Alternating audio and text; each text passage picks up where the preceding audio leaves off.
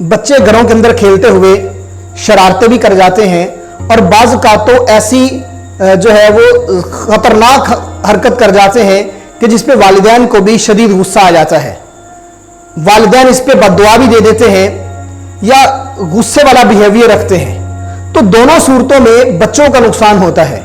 वालिदैन बद्दुआ दें, बद्दुआ कबूल हो जाए तब भी बच्चों का नुकसान।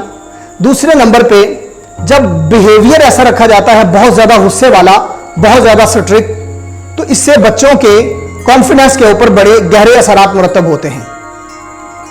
तो दोस्तों, कभी भी वालिदैन को बच्चों के साथ ऐसा बिहेवियर नहीं रखना चाहिए, बल्कि इस बात को अंडरस्टैंड करना चाहिए कि बच्चे होने का मतलब ही क्या है।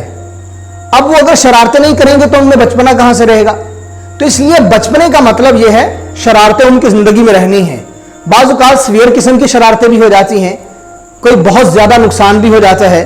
तो ऐसी सूरत हाल में वालिदैन को बहुत ज्यादा एहतियात से काम लेना चाहिए। यहां मैं एक बड़ा खूबसूरत वाक़या आपके सामने रखना चाहता हूं। बैतुल्लाह के बहुत ज्यादा इमाम आए, प्रेजेंट में भी और पास्ट में भी, लेकिन सबसे ज्यादा इज्जत, शोहरत, मकाम और मर्तबा जिस पर्सनालिटी को मिला वो अब्दुर्रहमान अस्सुदैस हैं। दोस्तों, ये बैतुल्लाह के वो इमाम हैं जिनको पूरी दुनिया इस नाम से जानती है कि ये बैतुल्लाह के इमाम हैं। अब ये खुद अपनी जिंदगी का एक वाकया बयान करते हैं कि कैसे ये बैतुल्लाह के इमाम बने, कैसे इनको पूरी दुनिया के अंदर वो शोहरत और मकाम मिला कि दुनिया के बड़े बड़े ममालिक से आए हुए वज़राए आज़िम और बड़े बड़े जो है बादशाहान उनसे मुलाकात करने में फ़ख्र महसूस करते हैं। अब्दुर्रहमान अस्सुदैस कहते हैं, एक दफ़ा घर के अंदर वालिदा ने दावत की, मेहमान अभी खाने पे पहुंच रहे थे, खाना तैयार था, बिल्कुल दस्तरखान पे रंगारंग के खाने सजे हुए थे। मैं बच्चों की तरह खेल रहा था, तो खेलते ही मेरे जहन में कहते शरारत सूझी। मैंने वो जिस वो डिब्बे के अंदर वो पौधा लगा हुआ था, मैंने उसके अंदर से थोड़ी मट्टी ली और तमाम खानों के अंदर, तमाम डिशेस के अंदर थोड़ी थोड़ी मट्टी डाल दी।